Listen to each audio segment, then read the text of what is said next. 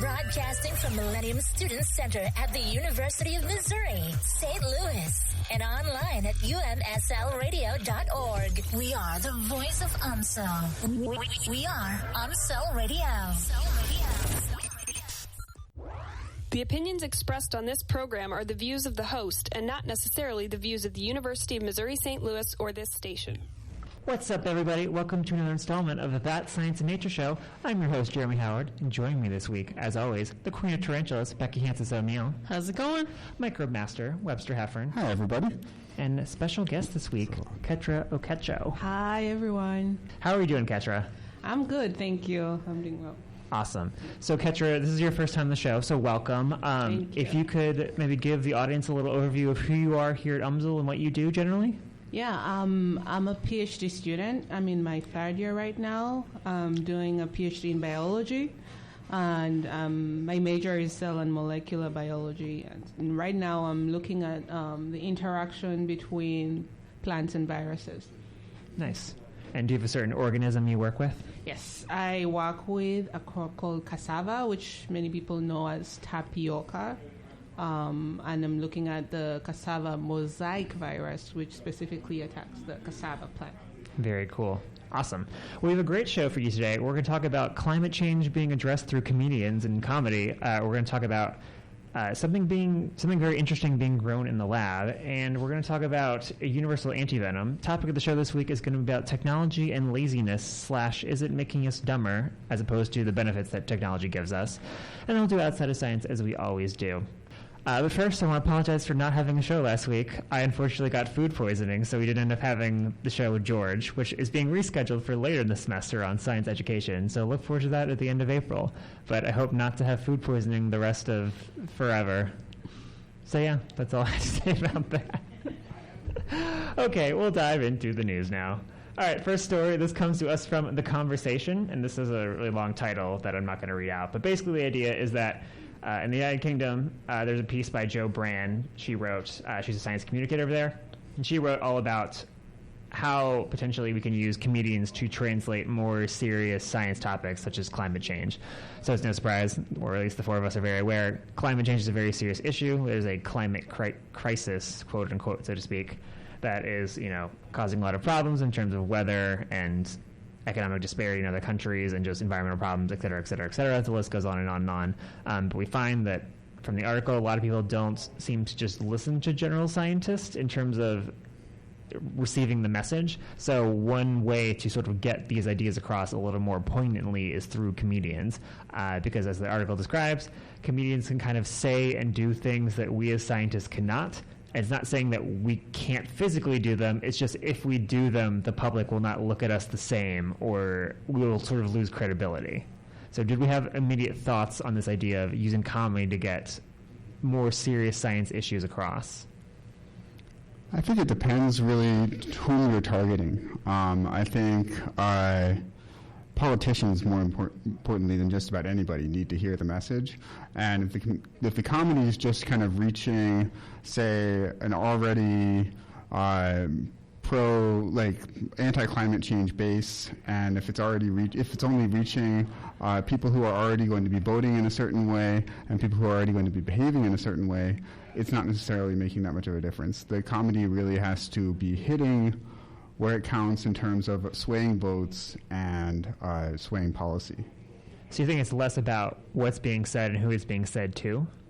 Yes, and then once you do have who it's being said to, then you need to focus on what's being said. But I think a lot of the time, the target audience just goes entirely missed with these things. Okay. How about you, Becky or Ketra? Any thoughts? Yeah, I don't know. Recently, I've come to appreciate that comedians they're funny. They have a way of observing daily society cues and just finding a way of explaining what's really going on while making people laugh about it, whether or not it's tragic. And I feel like they are very smart at analyzing what is happening. And if their attention is drawn to serious problems like climate change, I think they do have a way of portraying these things that people assume are either boring or they detach from, they'll have a way of kind of channeling it in a way that people would take seriously, but still, less intimidating, more interesting, and then serious. I think it's a good technique. Okay. I think that this idea that as scientists we can't be funny and we can't curse and we can't be emotional, I think that's for other scientists. That's not for the public. So I think the concern is more if you behave that way, you lose credibility in your peer group with scientists than you do the public. So I'm not sure I agree with that premise that there's a little video in here where a scientist was explaining why he doesn't curse. Yeah, I agree. Yeah. Well, when I saw that, I kind of agree with that a little bit. I do think if you lose your composure, because the way they described in the video, the gentleman who, I forget his name, but he basically describes that the public has this sort of idea of what a scientist is like. It's a stereotype, let's be honest. Like a person in the lab coat is very proper and very official.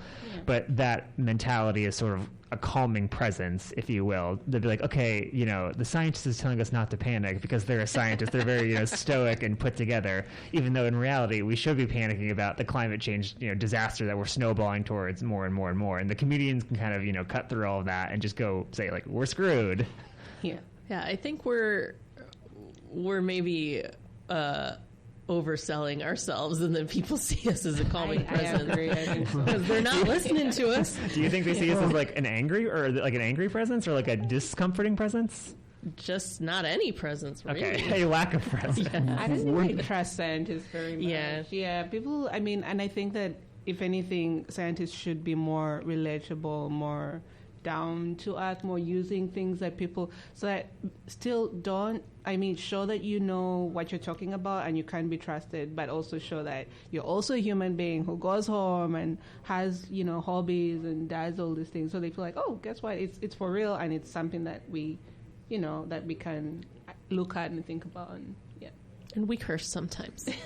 But I do think there is something to be said for that stoicism. I'm somewhat in Jeremy's camp here in that I think, well, I don't know if this was I'm somewhat in the camp of the video, and that I've seen scientists on professional programs before, and they do tend to have that stoicism. And suddenly when they're talking, because they're so stoic, I'm like, everything they're saying must be true. It's they're just listing off facts.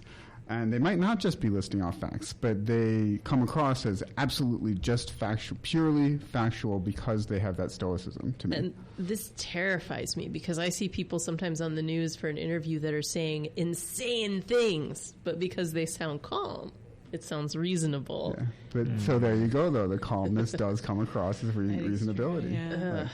I think at this point in my life, I'd rather be relatable. Yeah. Yeah. I think the way people see things is changing.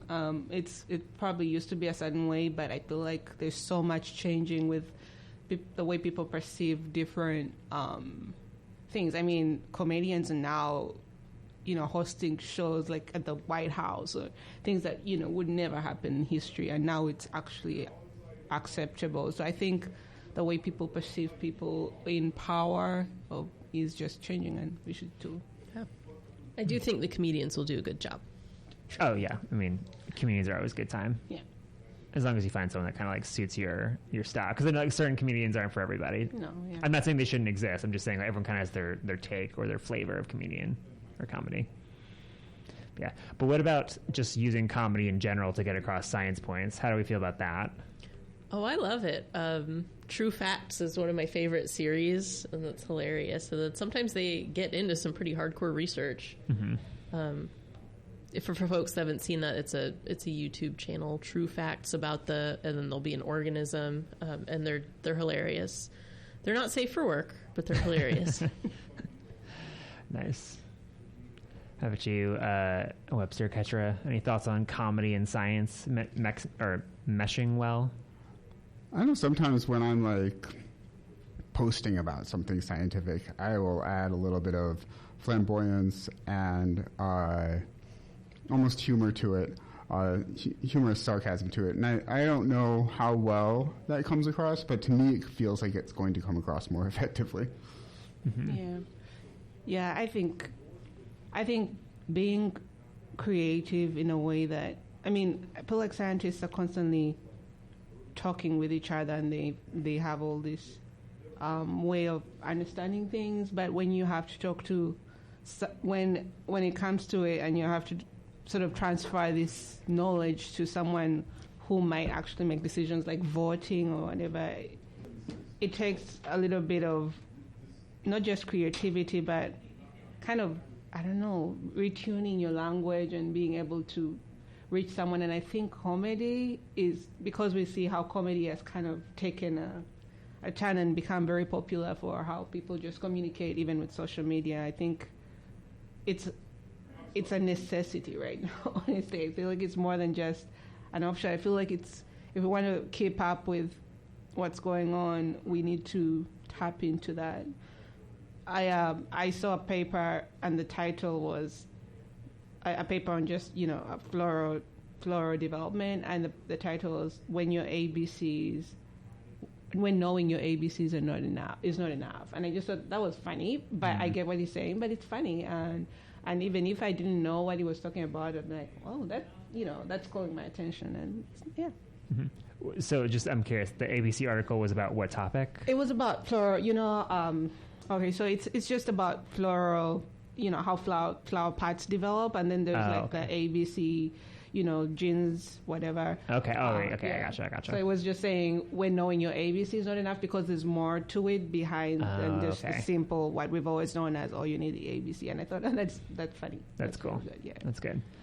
Yeah, I'm of the mindset that connecting as much as you can with your audience is usually good. Trying to, again, have the human element. Like I know Becky mentioned, being able to connect is really important. I think just kind of showing that science is not just for the scientists. You are also a part of it, and we want to, I don't say extend the olive branch because that makes it sound like we're at war with the public, but bridge the gap, make sure that it's an everybody thing and not just an us thing. 'Cause, on some levels, if it's just for us and that's a very selfish pursuit, then what are we doing this for? Just for our own merit to make ourselves look good? Because that's not really propelling progress forward. So makes sense. Yeah. But with that, we'll move on to the second article. This comes to us from Gizmodo, and it's all about a universal antivenom for snake bites that might soon be a reality. So, some researchers where are the researchers from? At the California-based Scripps Research have basically been developing potential antidotes for toxins that are known as the 3FTXS class. So basically these are from your very venomous snakes, things like your vipers, your king cobras, all of that. And it seems like they may have had some kind of breakthrough based on these variants with a substance called 95-MAT5, which seems to act as some kind of somewhat universal antivenom for the snakes. So, admittedly, my knowledge on antivenoms and how antivenom stuff work are kind of limited, but what were our thoughts on just this sort of prototype antivenom that might be able to apply to more than just one type of snake bite? Very cool. I think it's excellent. Yeah. Yeah, the process for making traditional antivenom is not great, and they touch on it in here where you basically give a dose of venom to an animal and then harvest the antibodies from the animal, and then you can use those antibodies in patients. So it's venom specific, and then you run the risk of your patient being allergic to the antibodies from the animal that you use to make them. Mm-hmm. So this would get around that. And it looked like it was possibly universal for all elapids, so that's going to be your cobras, your coral snakes. They pack a much bigger wallop than a viper, though I wouldn't want to be bitten by either. So sorry, folks in the U.S., it's not going to help with anything but coral snakes. But for everybody else, where we see a lot of deadly snake bites, and the rest of the world, very helpful. And they could possibly use the same strategy for vipers. Totally. So I think it's very promising both for itself and for future development of it was vipers, and what was the third category of venomous snakes that they referenced? Oh, I don't remember the... apparently there are three major categories, and this covers one of the categories. Yeah. I don't remember that third one. Yeah. And they mentioned it was somewhat difficult because even within a class of venoms, there can be a lot of dissimilarity in the molecules, so they had to find this kind of common motif and then utilize that as the provocation. Was it a provocation of antibodies? I don't remember. As a non-molecular person, I'm not sure. Let me go ahead and double check that while you guys discuss this a little more. The one thing that I thought was eye-opening, and I didn't know this is how antivenoms works, is like Becky just described, they basically tested it out on an animal. So in this case, the article mentions, we just put it in a horse. I was like, oh, wow, that's not what I thought how that would work at all. Like, I thought there'd be, like, lab trials, and then, like, maybe they'd have, like, rats or something. But I was like, oh, no, just go for the full large animal. That's... Yeah. What do you mean? Like, I was expecting, like, a mouse or something in a lab. Like, I wasn't expecting them to scale up to something really large. But it sounds like, at least from the science, that the larger animals have a more effective immune response to these to the venom, so that's why it makes sense. I didn't know any of this. That's what I was getting at. I didn't know that. Yeah. I will say though, I mean, it's not something that I was very. Well, I mean, I'm aware of snake bites, and I'm aware of you can die from a snake bite, but it's not something that I was very. Something that I've experienced and something that I've seen. So you know how you know of a problem, but you're not very close enough to it. Right. But then you will not believe it. But this morning I read my WhatsApp, and my aunt sends a message and says her brother just lost a son from a snake bite. Oh my goodness. And I was thinking, and then I read the article and I'm like, okay, yeah, this is for real. This is actually, Yep. Someone. Yeah. This is important. And yeah, I felt like it was more real for me, and it felt like this is. If he had only gotten this antivenom, this wouldn't have happened. Right. Yeah. Right. Have any of you ever been bitten by a snake? Not even just a venomous one, just a snake. What do you think? I'm assuming yes for you, Becky. If I had to guess, Webster, I say no, and Ketra, I could see yes or no. I think not. Yeah. Even non-venomous snakes, they often have anticoagulants just in their saliva. So even a little snake, you just bleed. Okay. For how long? It's been a while, so I don't remember exactly how long I bled. But longer than you would expect for the amount of damage a small snake can do. And they lose teeth, so sometimes you can get a tooth stuck in you. Oh, like snaps off? Oh, yeah. Wow. What happened to you? I was holding a pretty small snake, a rosy boa, so they're about this long, and for folks that can't see, this is like, I don't know, 18, 20 inches. Oh, okay. And this snake had been brumating, so that's a version of hibernation, and I was holding it after it was done brumating, and it was really hungry and decided it would give my hand a go, so it latched onto my hand and started trying to constrict it. Okay.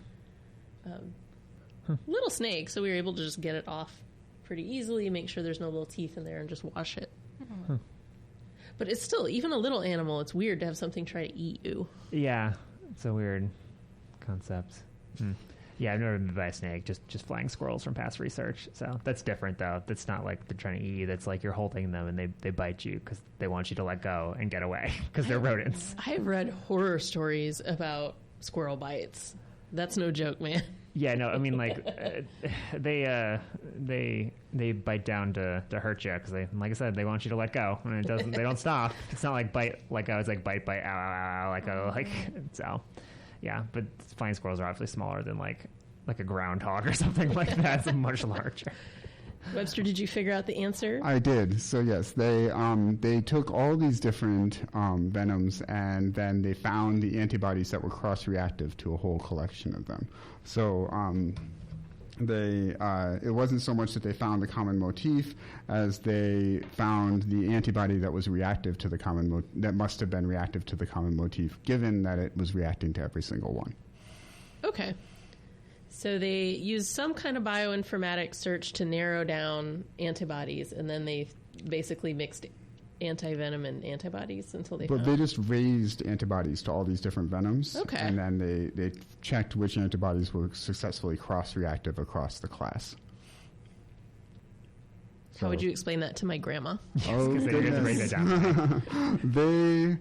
Let's say they put the venom into a bunch of rabbits or rodents, and they waited while they elicited a reaction out of those organisms, and then the little molecules that react to the venom, they collected those little molecules. They're called antibodies, and they checked which of those antibodies then reacted to every single venom as opposed to just the venom that it was developed with. That is far simpler than I thought that was going to be. Cool. Why didn't anyone think of this earlier? Yeah. Well, we're here now, I guess, in terms of progress. All right. Any other thoughts on snake venom? Or snake antivenom, I should say. How do the stones work?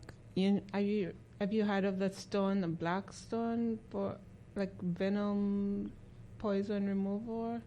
I haven't heard of it. Okay. How does it work? I don't know. Oh. I thought since you've been bitten by a snake, you might know because I've heard of like a stone that they would use to suck out venom. I mean, there's a lot of, I would say, myths about sucking out venom. Yeah, so it might be a myth. Yeah, do you know where that came from? That idea of like you can just suck out the venom, it'll be fine. I mean, I could see why someone would think that would work, but you probably don't want the venom or the person's blood in your mouth. And I don't know if you can actually create enough suction with your mouth to get any venom out. Right. Better just to get them to the hospital and try to keep their heart rate down. Right. Listen to whatever the 911 dispatcher tells you to do. Yes. Well, until I guess that universal antivenom is around, just get someone to medical care if they get bitten by a snake you think might be venomous. Which I guess we should point out, venomous different than poisonous, everybody. Venomous is when the snake bites you. Poisonous is when you eat the thing that, causes you an upset stomach. Or poisonous, you bite it and die. Yes. Venomous, it bites you and you die. Yeah, it's an important distinction to know. Okay, moving on to our last article for the news. This comes to us from Neoscope, and this is scientists having grown teeny tiny testicles in a laboratory. You heard that right. Basically, some scientists at Israel's Bar-Ilan University announced that they had successfully grown artificial testes from mice cells in a petri dish. So as it turns out, the cells themselves are pretty premature, but they do sort of, from the photos they show from histology type photos, like cellular level stuff, that they kind of do take the form of the testes in terms of all the tubing and everything, and they're sort of on their way to get them to develop more, the actual sperm production, because right now the testes themselves don't actually produce sperm. They just form the actual organ itself. So we have any thoughts on growing these in a lab in terms of how they fit into the larger science picture and addressing infertility with men and all that stuff? Well, with regards to addressing infertility, I'd assume to grow an effective testis from that was going to produce sperm that looked like they were from the infertile man. They would have to genetically modify something. So they're no longer directly producing exactly his kids, but hopefully they can do it close enough, if that's what they're trying to do with this, which I'm assuming that's what they're trying to do with this. It was mentioned in the article that it would address infertility, but they are modifying at least one gene in order to get that nice fertile testis. Mm-hmm. Yeah, it seems like infertility, the article mentions, is not on the rise, but it's higher than you think it would be. It's about 2% of men globally have what's referred to as quote unquote suboptimal sperm issues. So some kind of issue with the sperm development or function that won't let them conceive. So it was actually I can speak about why it was under wraps for so long. Oh, really? I am a sperm donor baby, and believe it or not, probably about 2% of our generation might be sperm donor babies. Interesting. We just don't. Most of them don't know. Well, maybe it might not be that big, but it's probably pretty big if there's 2% of infertility in the population. They just didn't talk about it back then. It was very much kept under wraps, and you'd secretly undergo the procedure. It didn't tend to be IVF back then. It tended to be artificial insemination, and it was just such a secret that nobody realized all these men were infertile and that they were effectively adopting artificially inseminated babies when they were born. Wait, so you're saying like the mom would keep it a secret?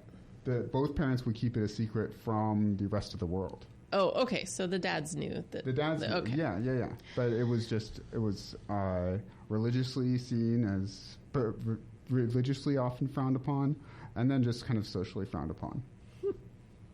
Which is silly. 2% obviously is a big statistic. Nothing to be shamed about. Yeah, that's a lot of men. Yeah, that seems to be kind of a growing trend, though. Like problems that we would kind of be more hush-hush, don't talk about, are kind of being pulled more into the light and being like, it's okay to talk about these things, both physical and mental health-wise, just sort of holistically. Speaking of comedy, did you see the first sentence in this article? You want to go ahead and read it for the audience? Yeah. Good news for bad nuts. I know, yeah, I remember that. That's a nice cheeky pun. It made me laugh. It did. I noticed they kind of skipped on the details. Like, apparently this growing testes in the lab like this doesn't happen very often, so it's a big deal, but they kind of left out all the steps that it's going to take before this could actually be used for medical treatment. Right. And that's something just with science communication that sometimes I have complaints about.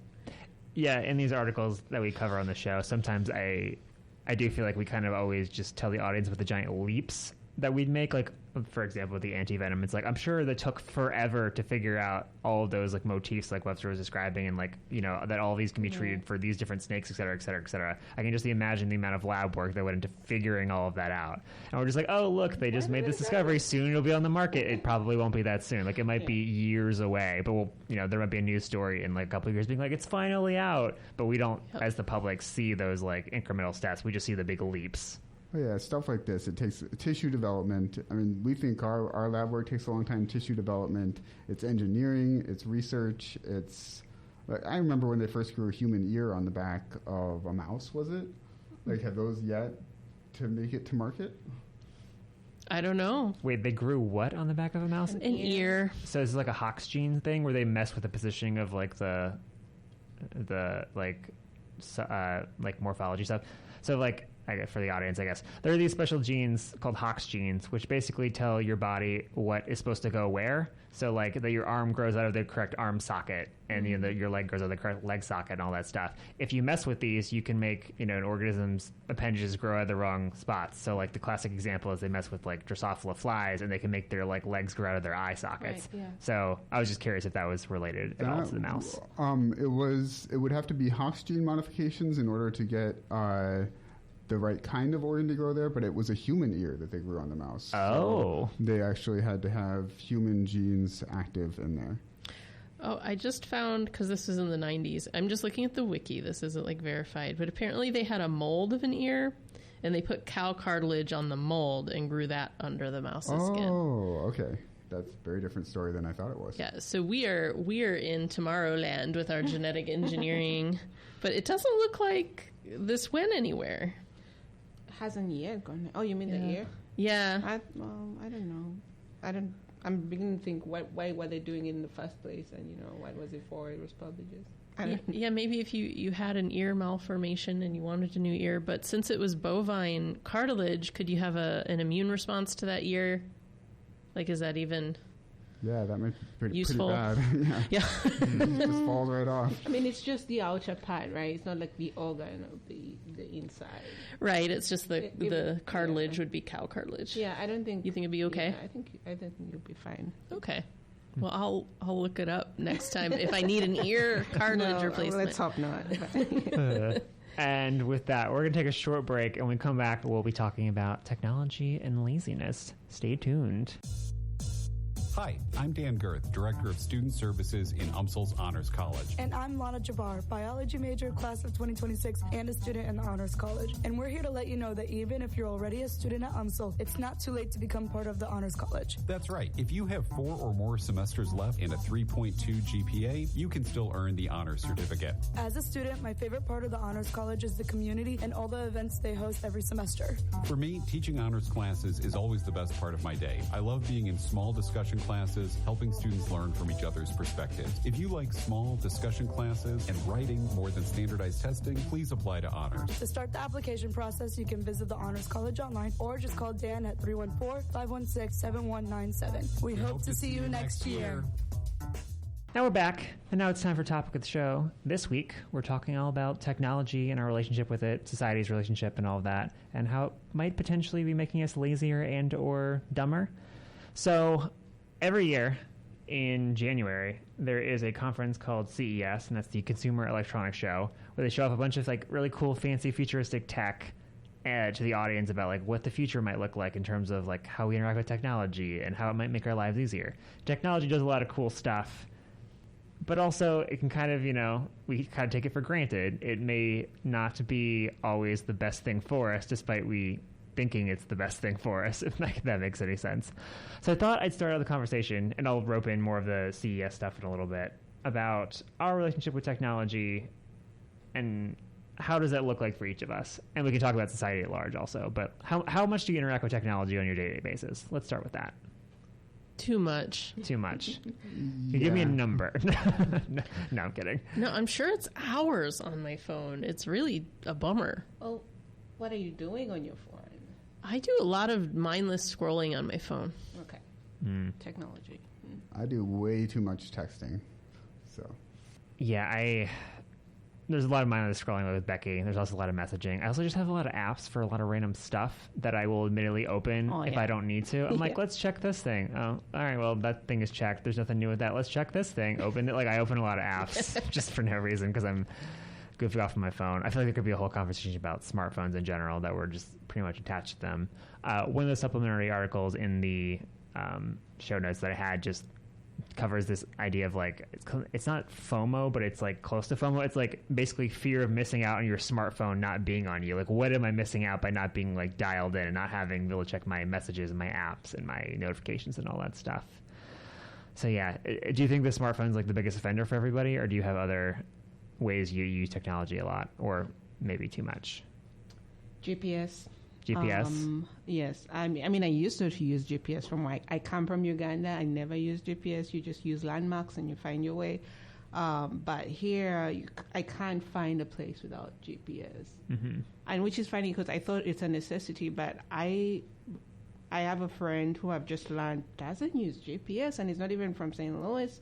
He shows up and he figures his way.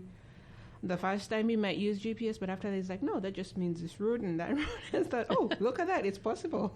You can. Anyway, it's just interesting. Yeah. I mean, you're from another country, so I don't think it's totally unusual that you need GPS to... Everyone here uses GPS. I feel that way. Don't you use GPS? I do, but my husband doesn't. He goes out of his way to learn all the big routes and major thoroughfares and things. Okay. I feel like everyone I know here is always having a GPS to something. It's also just a backup in case, you miss that turn. You're like, oh no, now the route that I normally know is no longer. I've passed the area. Where do I go, GPS? I know my husband always uses it. I'm like, you're going to a place that we go to all the time. Why did you just have me give you directions? But I try to use it minimally. Yeah.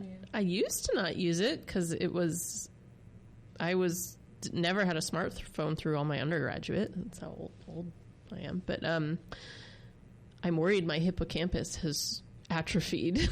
And your hippocampus is responsible for... spatial navigation, among other things. Did you guys use maps before GPS? Like, was there a time when people actually had... Yeah, I did. Oh, yeah. We'd go to MapQuest before smartphones. We'd print out the instructions on somewhere, dear. like, turn this... Children are talking about MapQuest, Webster. Uh-oh. What about our atlases that you just kept in the car? Atlases, and they had these things called triptychs that you could get from AAA that were so much fun. Oh, wow. Yeah, I know. Okay.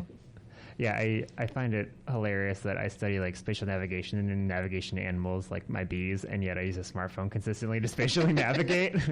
Well, it's because you can't see polarized light. That's it. That's true. That's the problem. I also just can't, sense magnetic cues or follow a nice pheromone trail. Any of those things to just get where I need to go. If you did not have technology, you would have figured that out. Yeah, I would have evolved to follow a pheromone trail. Yeah. Anyway, I've thought about that before, though. That's one of the cool things I think about. Just like sensory ecology with animals, it's like what kind of cool forces that can they tap into and sense that we have like know nothing about or have no conception of. That just like fascinates me beyond belief. I think it's super cool. Yeah, that's me nerding out about that. Let's see other aspects. Actually, let's make it a little more positive for right now for the next question. So, how has technology improved your life? Before we go back to just like we're super reliant on it. What has it improved overall in terms of your well-being? It's nice not to have to like go to a payphone anymore. Yeah. And it is nice to be able to, if I do want to know what store is open right now, if I really need some ingredient or something and it's like 11 o'clock at night, I want to know what can I get where. Yeah. Technology can help me with that. Yeah. Yeah, the access information is very nice.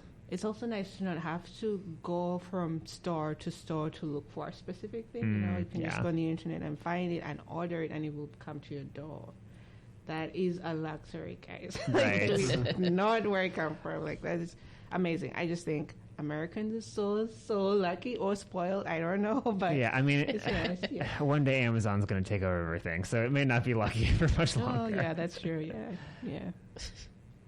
Yeah. It's also nice to be able to talk to people long distance. That would have. I mean, we could write letters, but now I can just call you in real time and don't wait 2 months before I can hear it from you again. Yeah. I admit the video conferencing has come such a long way with technology over the years. That's just amazing. Where I've heard people say, like, could you imagine if the pandemic happens like 10 years ago instead of like 2020? If it was like 2010 or like 2000, like what would have that looked like in terms of being able to communicate and get information across and all that? Or in terms of being able to get products that you need. I mean, Amazon was a lifesaver in many ways during Amazon and Instacart were major apps used during the pandemic. If those weren't around, I can only imagine how a lot of people would have fared.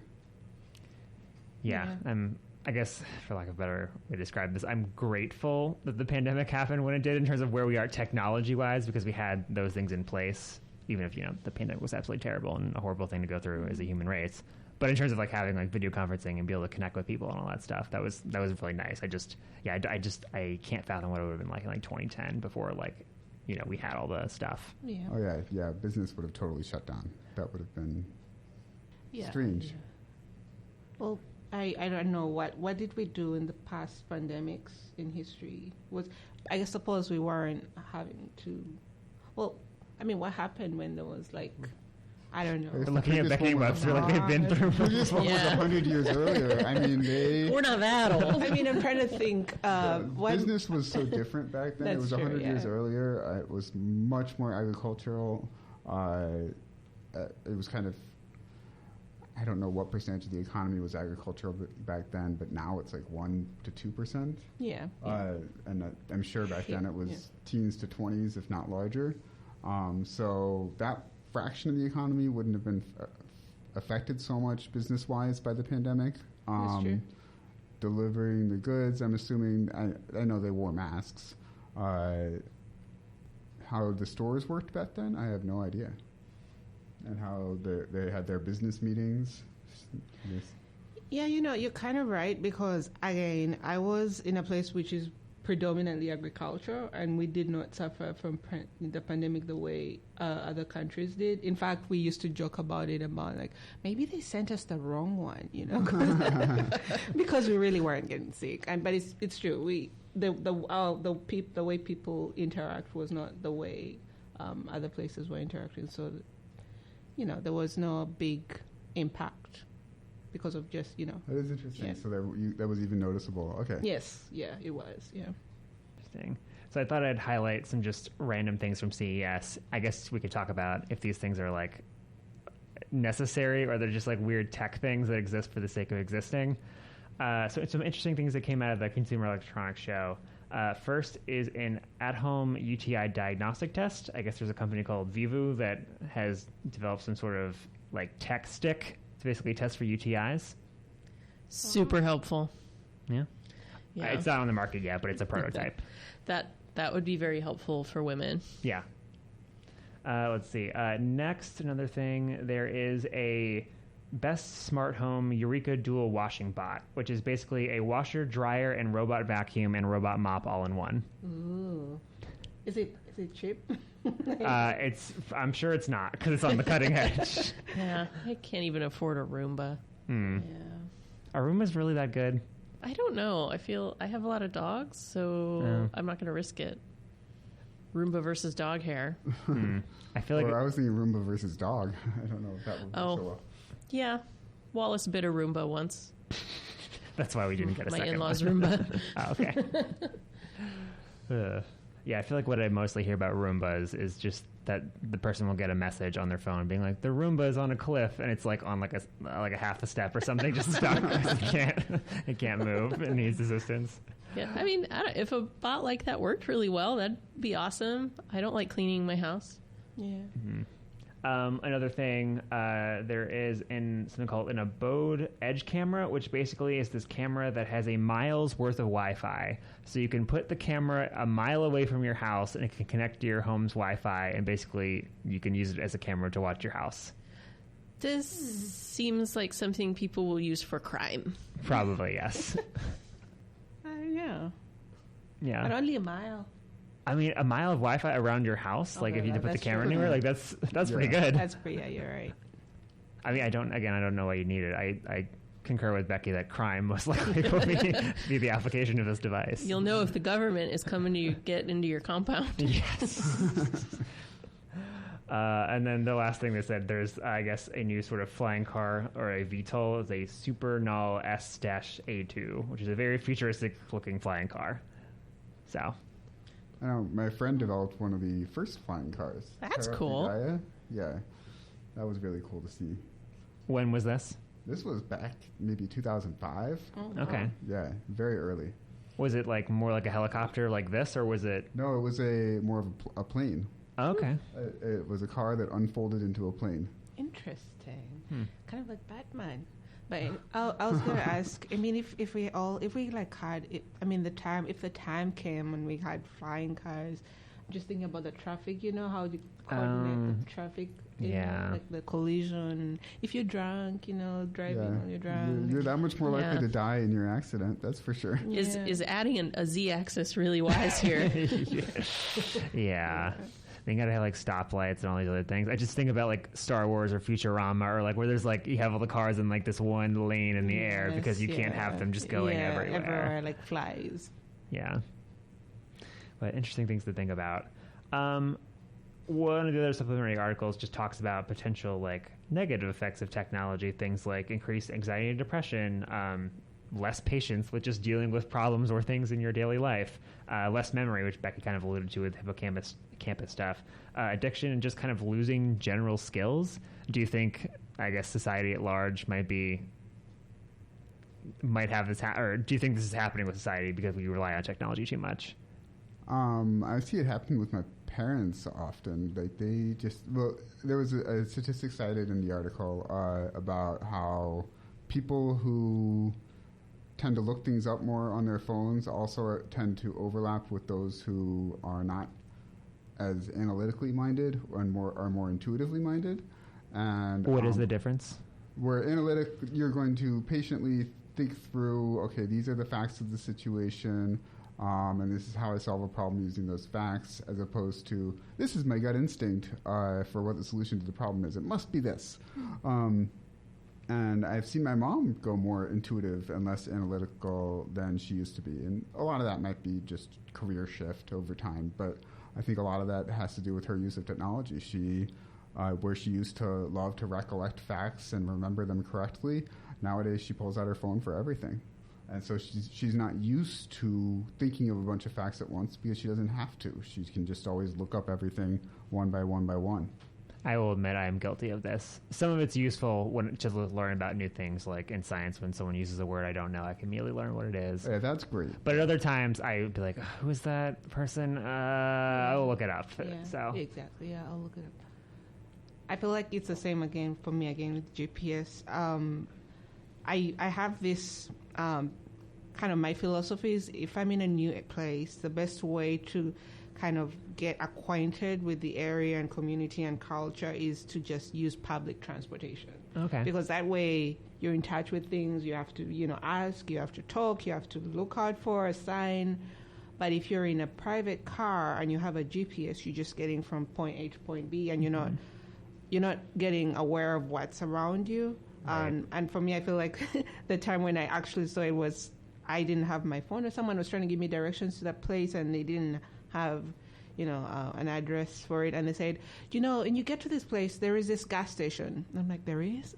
I'm like, yeah, you pass there all the time. There is a gas station. And I said, wait, there's always been a gas station. Then I realized I'd never looked at it. I've never had to. I've just always used GPS. And so there's just, just a lack of, and sometimes I wonder what impact that is having on me and my knowledge about just where I'm at, and just the the area and what am I missing out? What is going to become of it? Yeah. For me, it's really, I notice I want input from media somewhere. So it used to be I would go for a lot more walks or just do the dishes or clean, and now it's very hard for me to do any of those activities without a podcast or music. Yeah, I'm kind of the same. Or even if I'm laying down watching TV, I'm often also looking at my phone. So I feel like my brain is just constantly seeking this input, and it's really hard to focus and pay attention to things. Mm. Yeah, the multitasking is another whole angle at all of this, just that you can do so many things at once, though not all of them very well. Yeah.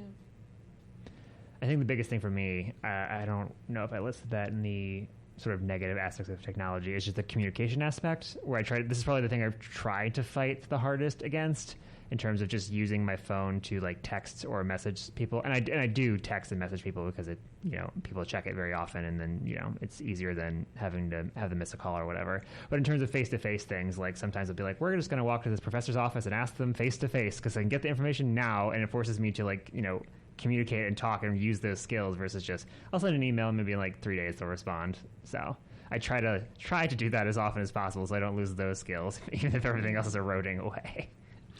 Yeah, I did read an article about loss of empathy because of just social media communication.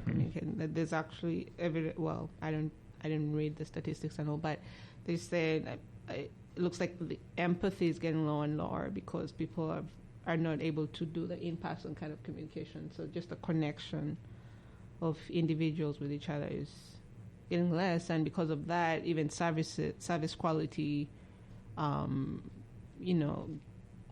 of is just also going down. So, yeah.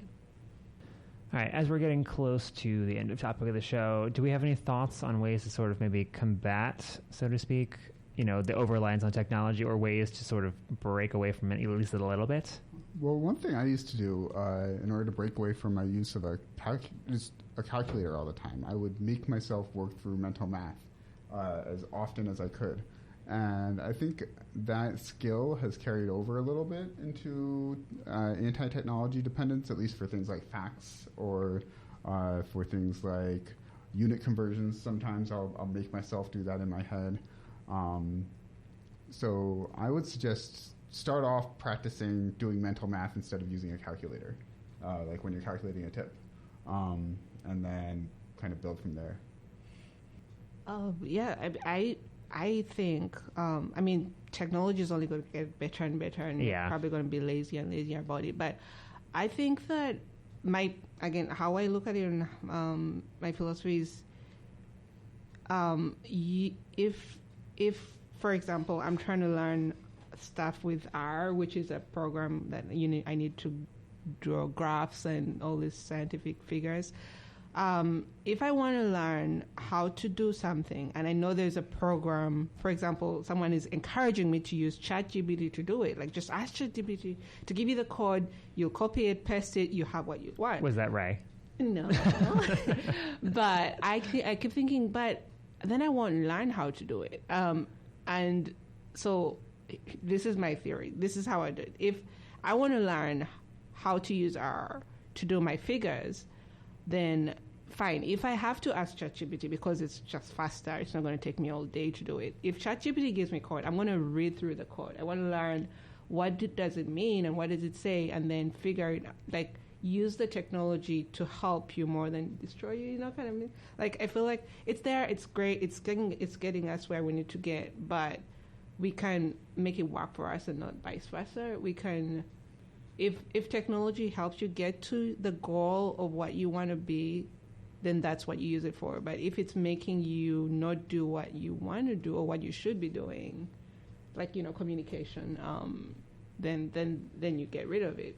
And I think just being aware of how to make it work for you. I didn't realize ChatGPT could even write our code. Oh, right, it does. It does a good job, by the way. This is probably why we're seeing I know, because this has come up a couple times already, but ChatGPT was like one of the scientists of the year announced by Nature. And so I guess maybe it's drawing a lot of figures. Maybe that's one of the reasons why it's... Yeah. And some people are using it to write grants now. So I've heard anyway. And so another question is, how do we vet between someone who's written their own grant versus someone who has written it with technology? I think we just need to raise the standards. I mean, technology is going to stay anyway. We may as well. I think we just have to, be above it. Think, how do we vet technology? Okay. No, that's a good sound piece of advice and sort of idea to focus on moving forward. With that, we're going to take a quick break, and we'll be right back with Outside of Science. Don't go anywhere. The UMSL Pre-Med Society is a student organization to help all pre-medical students explore their future endeavors. We host events all semester for students to indulge in the knowledge of medicine. Plenty of events are available for students to attend and familiarize themselves with their future career path, such as blood drives, spokespersons, speaking with medical students or residents, and more. The UMSL Pre-Med Society would help pre-med students at UMSL to explore their dream and engage with other individuals within the same field. Search Pre-Med Society on Try and Connect for more information. And we're back. And now it's time for Outside of Science, where we talk about things, you guessed it, outside of science to prove that we're, in fact, not robots that do research 24/7. So it's been a few weeks now since, like I mentioned at the top of the hour, we didn't have a show last week. So what have we all been up to the past few weeks? I know all four of us were at a trivia night. We were. Yeah. There was a fun trivia night that... Did we win? No. Not our best showing. We were, I believe... No, they beat us squarely. Oh, my gosh. Who beat us squarely? The faculty. However, the faculty did not, get number one. There was, 50 tables at this event. So there was a lot of people there. And I think we were, if Julia... from what Julia said on the board, we were, third from the last. We were well, they must have then not given us those freebie points that they were going to give us. You wanted the free points? Well, we were supposed to get... Well, we had 9 out of 10 on one of the rounds, and then they lost our sheet. Oh, and yeah. They said, well, we'll just give you 10 out of 10. I'll bet they gave us 0 out of 10. If we were that low on the board, that maybe. Well, the other thing is, I know tables can buy mulligans, which are free points if they don't know an answer to something, and we didn't have any mulligans. Oh, we didn't have any mulligans. Oh, we should have bought mulligans. I mean, I'm not saying that definitively set the winners and the losers, but that probably helped. Yeah, you hear that, faculty? It was your mulligans, and they misscored our sheet.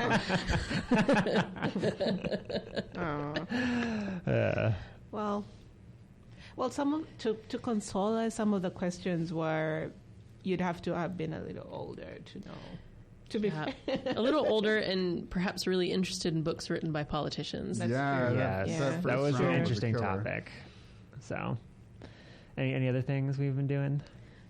Gardening. Cool. Yeah, it's starting to get warm out. Yeah. That's cool. You plant anything interesting? No new plantings yet, but we're getting there into plant season. It's coming, just prepping the beds. Nice. I signed Wallace up for a dog class, like I talked about in the dog training episode, so that's done. Cool. Nice. We'll see if we can do some competitive obedience. Nice. Might be bad. He's kind of naughty. I like Wallace. He's a good dog. At least when I dog sit him, but it's not the same thing. What is competitive obedience? Yeah, so it's set up like a dog show, and the specific obedience I want to do with him is called rally obedience. So it's a course. There's signs that tell you which behaviors the dog needs to do, and you follow the signs while a judge watches you and scores you. Oh, fun. Yeah. Exciting. Ketra, anything you've been up to? Yeah, I used to go to the art museum every weekend for an hour. Nice. I know I'm crazy, but anyway, I used to go and tell myself I will spend exactly 1 hour. I don't like being rushed when I'm in a museum. I literally read everything, and so I decided I'll go alone every weekend to look at a piece and just really spend time with it, because it's kind of my way of learning history in the eyes of the artists and society, what people cared about through the centuries or whatever. And I'd stopped, but now I've picked up on it, and nice. So it's nice. And that's cool. Yeah, that's really interesting. That's also a good way to just step away from technology, like we mentioned, just kind of soak something in. Oh, and now it's a 30-minute walk from my place to the art museum, so it's very nice. Nice. That sounds nice. Yeah. I feel like I should recap this since it's been several weeks since I mentioned it. The volleyball finals happened several weeks ago. We lost, so that didn't happen. So another semester goes by without the shirt. Oh no! I saw a shirt like your shirt, like what you could have gotten. Yeah, it's just my white whale. Maybe one day. But the other thing I want to mention is, and I mentioned this in the winter traditions episode back in January, that I like every winter I like to watch like a comedy. It's like a feel good thing. It's like a winter tradition to kind of battle like seasonal depression. And I've been watching a show called Abbott Elementary, which is absolutely fantastic, and everyone should watch it. It's basically like Parks and Rec style, Office style, where there's like the talking heads and there's like a camera crew around, but it takes place in an elementary school, and it's super wholesome, and it covers kind of the struggle of teachers in like public education having to do with superintendents and lack of funding and all those like kind of horrible issues in education that I've been very aware of because my mom's a teacher. But it's just super wholesome, and it's also very funny. It's not a laugh track comedy. It's just genuinely like the characters and writing are very funny. And like I said, it's very wholesome, very good. It's on its third season now, currently airing. I'm almost at the end of season 2. But yeah, it's an absolute fantastic show. Would highly recommend it to anybody. What's it called again? Abbott Elementary. It's about an elementary school in Philadelphia. Oh, wow. Yeah. Nice. All right. And I think with that, that's going to wrap up another episode of That Science and Nature Show. So thank you so much for listening. Remember, you can find past episodes of That Science and Nature Show on Amazon and Spotify. Thank you to Webster, thank you to Becky, and thank you to you, Ketra, for being our guest this week and coming on and talking science with us. Yeah. We will see you next week. Until then, my name is Jeremy Howard. You've been listening to That Science and Nature Show, and we're out.